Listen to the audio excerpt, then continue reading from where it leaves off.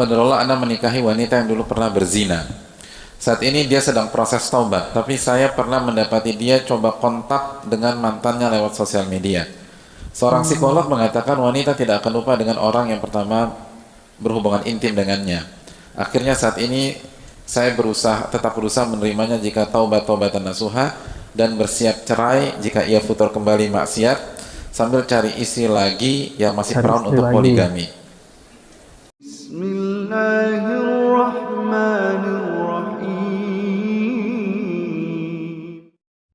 Assalamualaikum warahmatullahi wabarakatuh. Alhamdulillah wassalatu wassalamu ala Rasulillah. Allahumma sholli ala Muhammad wa ala ali Muhammad. Alhamdulillah kita bertemu kembali di channel Cahaya Hidayah. Jadi teman-teman yang dimuliakan oleh Allah Subhanahu wa taala, di video kali ini saya akan membahas yaitu tentang cara memilih pasangan dalam Islam. Semoga dengan pembahasan ini kita semua bisa mengamalkannya dalam memilih pasangan yang idaman. Di dalam sebuah pernikahan adalah perkara yang sangat diperhatikan di dalam syariat Islam yang mulia ini. Bahkan kita dianjurkan untuk serius dalam permasalahan ini, bahkan kita dilarang dalam hal masalah ini untuk menjadikan bahan candaan. Rasulullah SAW bersabda yang artinya 3 hal yang seriusnya dianggap benar-benar serius dan bercandanya dianggap serius: nikah, cerai, dan rujuk. Hadis ini diriwayatkan oleh Al-Arba'ah kecuali An-Nasa'i dan disahihkan oleh Syekh Al-Albani. Nah, teman-teman semuanya yang dimuliakan oleh Allah SWT, jadi di kajian Ustadz Muhammad Nuzul Zikri itu ada seorang penanya yaitu tentang masalah pernikahan. Nah, teman-teman semuanya, lebih lengkapnya saya akan tampilkan penjelasan dari Ustadz Muhammad Nuzul Zikri. Hafizahullah Ta'ala. Mari kita simak videonya. Assalamualaikum Ustaz. Waalaikumsalam warahmatullahi wabarakatuh. Qadarullah Anda menikahi wanita yang dulu pernah berzina. Saat ini dia sedang proses taubat, tapi saya pernah mendapati dia coba kontak dengan mantannya lewat sosial media.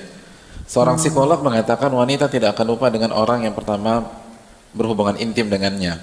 Akhirnya saat ini saya tetap berusaha menerimanya jika taubat-taubatan nasuha dan bersiap cerai jika ia futur kembali maksiat, sambil cari istri lagi yang masih perawan untuk poligami. Jadi sang penanya ini ya itu menikahi seorang perempuan yang dahulunya pernah, ya semoga kita jauhkan dari perbuatan zina ya, jadi perempuan ini dulunya itu pernah berzina dengan mantan pacar gitu ya. Kemudian sang suami ini pernah melihat bahwa istrinya itu berkomunikasi melalui sosial media. Jadi sang penanya ini meminta solusi kepada Ustadz Muhammad Nuzul Zikri. Nah, mari kita lanjutkan kembali ya teman-teman ya.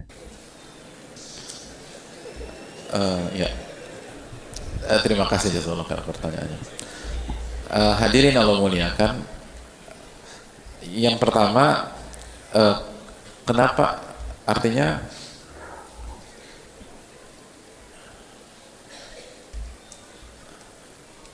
hendaknya kita lakukan atau hendaknya kita pastikan kriteria kita sebelum menikah. Kalau kita sudah menikah, maka konsekuensinya, jadi semua kriteria itu harusnya selesai sebelum menikah. Semua kriteria itu tuh harusnya selesai sebelum menikah. Nah, kalau sudah menikah, maka konsekuensinya kita harus menerima istri kita apa adanya. Sebagaimana istri menerima suami apa adanya. Tutup lembaran lama dan buka lembaran baru. Itu yang pertama. Kecuali kalau ada ketidakamanatan. Kita udah berusaha menetapkan kriteria, ternyata dia bohong dan baru ketahuan setelah menikah. Itu pembahasan lain. Iya, betul.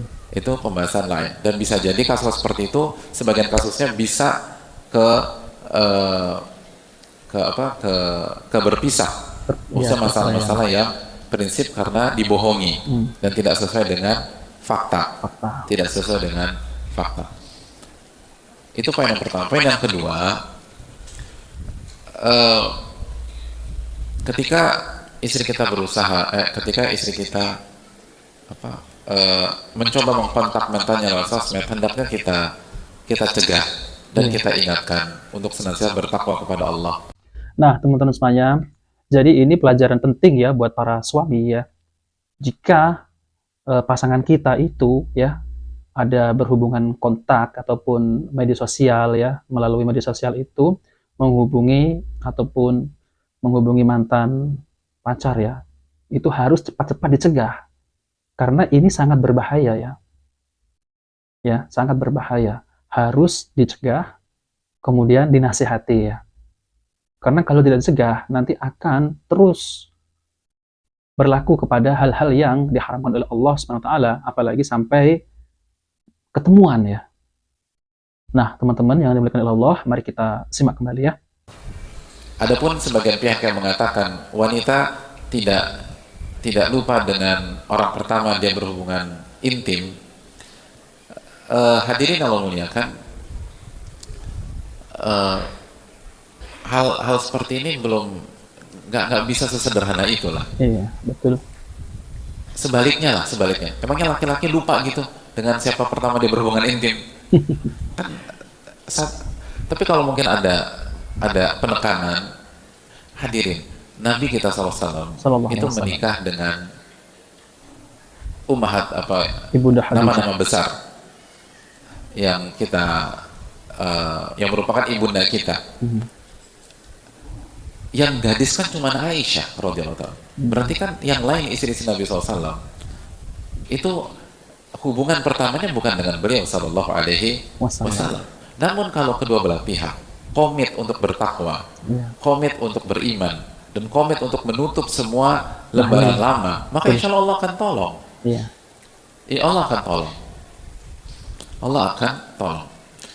Lalu jika dia bersikap anak tetap berusaha menerimanya jika taubat dan bersiap cerai jika ia futur, masalahnya nggak sesimpel itu kok. Tugas kita tuh mendidik istri ya. Wa ahlikum naro. Jagalah diri kalian dan keluarga kalian dari siksa api neraka. Jagalah diri kalian dan keluarga kalian dari siksa api neraka. Jadi ini bukan tentang menerima atau bersiap cerai, tapi butuh waktu untuk mendidik. Iya, apalagi kalau ada kekeliruan dari kita.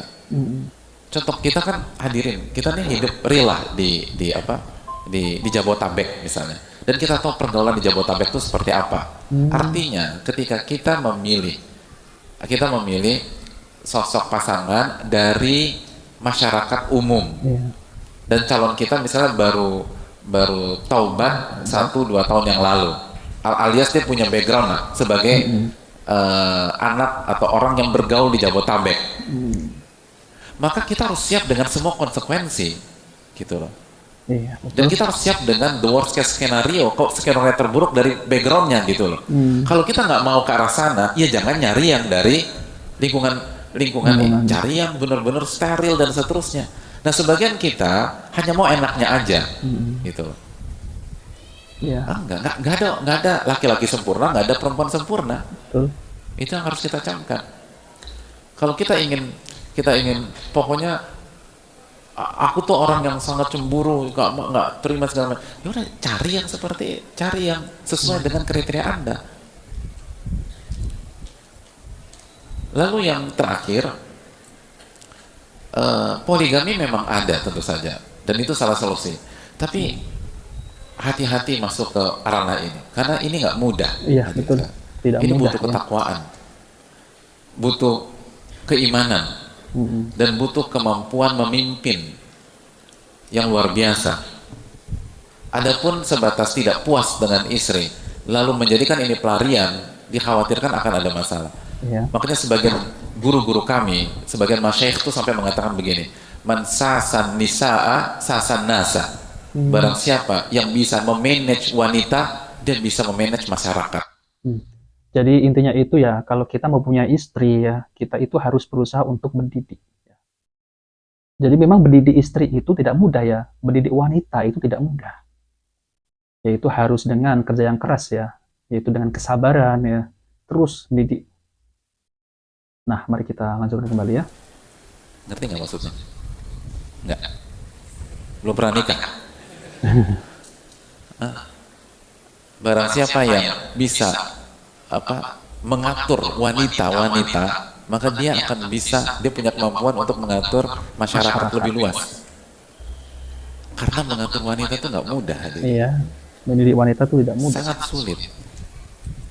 Nah, kalau satu saja kita nggak bisa mengatur, hati-hati dengan dua, itu nggak mudah. Jadi jangan sampai menyelesaikan masalah dengan masalah yang lebih besar. Iya. Itu pelik.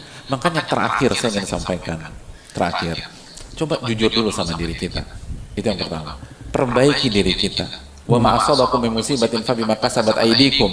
Apapun yang menimpa kita pasti ada faktor dosa-dosa kita. Surat Asy-Syura 30. Kenapa istri kita begini nih? Apa dosa saya? Jangan langsung meletakkan istri kita di kursi kesakitan dan kita jadi pihak yang benar semua. Jangan seperti itu juga. Oke, dia salah, tapi apakah kita juga bersih dari A sampai Z? Apakah kita nggak punya masa lalu? Apakah kita nggak punya skandal dulu? Apakah kita nggak punya kekhilafan? Bisa jadi itulah balasan dari kekhilafan kita masa lalu. Mungkin ya, kita tuh kalau mendapati ya pasangan kita ini mungkin ada sedikit yang tidak kena dengan hati kita ya. Mungkin kita itu pernah melakukan kesalahan-kesalahan di masa lampau ya. Dan Allah itu akan mengingatkan kita yaitu tentang masalah yang dulu pernah ya kita itu perbuat ya, yaitu berbuat dosa misal seperti itu.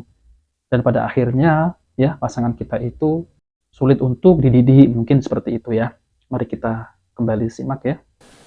Yang kita pikir sudah clear, tidak. Rob kita kan nggak pernah lupa, hadirin.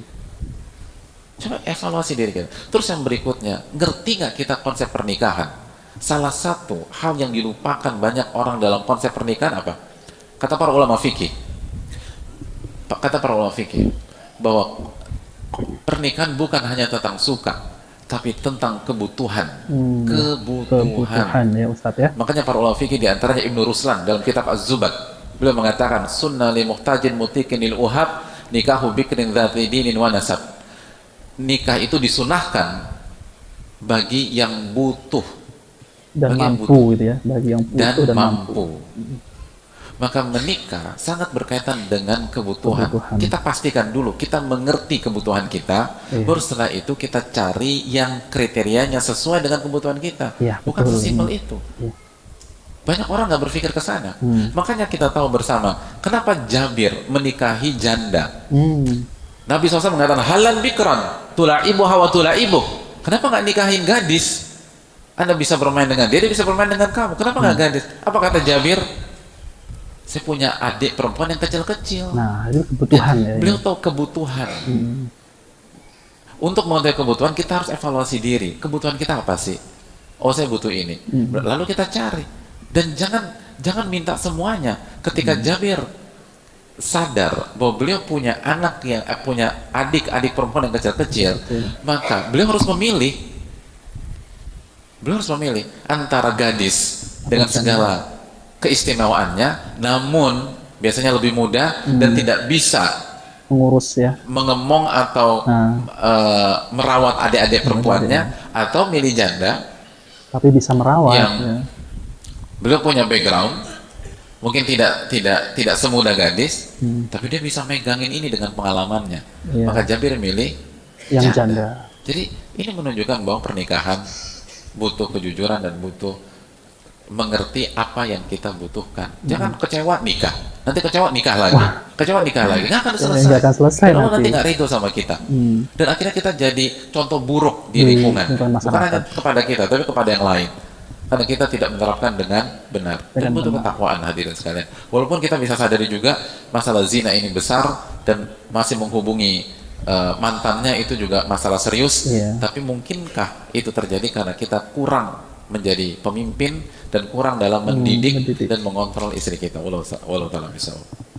Nah, teman-teman semuanya yang dimuliakan oleh Allah Subhanahu wa taala. Jadi, inilah penjelasan yang sangat penting sekali ya, yang sangat berharga dari Ustadz Muhammad Nuzul Zikri Hafizahullah, yaitu tentang terkait masalah pernikahan ya. Yaitu kita itu ya, ketika menikah, kita itu harus mencari sesuai dengan kebutuhan kita ya. Jangan kita menikah asal suka sama suka. Kemudian di dalam rumah tangga itu pasti ada ya yang namanya ya gesekan-gesekan gitu ya. Jadi sesuai dengan kebutuhan kita. Misal kita ini suka masakan-masakan yang enak. Nah, kita cari istri sesuai dengan kebutuhan kita ya. Misal cari istri yang pintar masak ya. Nah, seperti itu ya contohnya ya. Ataupun kita ini kebutuhan kita misal yang seperti Ustadz Nuzul Zikri tadi sampaikan seperti Jabir ya, yaitu mempunyai adik yang masih kecil-kecil ya. Kan dia tidak punya orang tua dan meninggal ya. Kemudian si Jabir ini menikahi janda agar supaya apa? Agar supaya bisa merawat adik-adiknya yang masih kecil ya. Ini kan sesuai dengan kebutuhan. Jadi sebelum kita menikah ya teman-teman yang dimuliakan oleh Allah, kita harus teliti dulu ya tentang pasangan kita ya. Jangan asal suka sama suka terus nikah. Dengan sesuai kebutuhan kita. Dan kita harus mampu ya. Dan kita harus bisa mendidik istri ya. Karena mendidik istri ya itu tidak mudah ya teman-teman ya. Apalagi seperti sang penanya tadi ya, itu dia menikahi ya seorang perempuan yang dahulunya itu pernah naudzubillah ya berzina dengan mantan pacarnya, kemudian sudah menikah, sang istri ini malah menghubungi mantan pacarnya di sosial media. Ini kan sang suami harusnya itu mencegah ya, ya mungkin sudah dicegah ya, mungkin sudah dicegah, mungkin sudah dimarahin gitu ya. Kalau tapi kita harus tetap mendidiknya ya, mendidiknya. Ingatkan bahwa ini adalah hal yang diharamkan oleh Allah Subhanahu wa taala. Ya, tidak boleh menghubungi lelaki yang bukan mahramnya, apalagi ini adalah mantan. Nah, seperti itu ya teman-teman yang dimuliakan Allah. Jadi kita yang pertama itu harus teliti dalam memilih pasangan ya. Jangan asal pilih. Nah, teman-teman semuanya, jika video ini bermanfaat, jangan lupa like dan subscribe di channel Cahaya Hidayah. Wabillahi taufiq wal hidayah. Wassalamualaikum warahmatullahi wabarakatuh.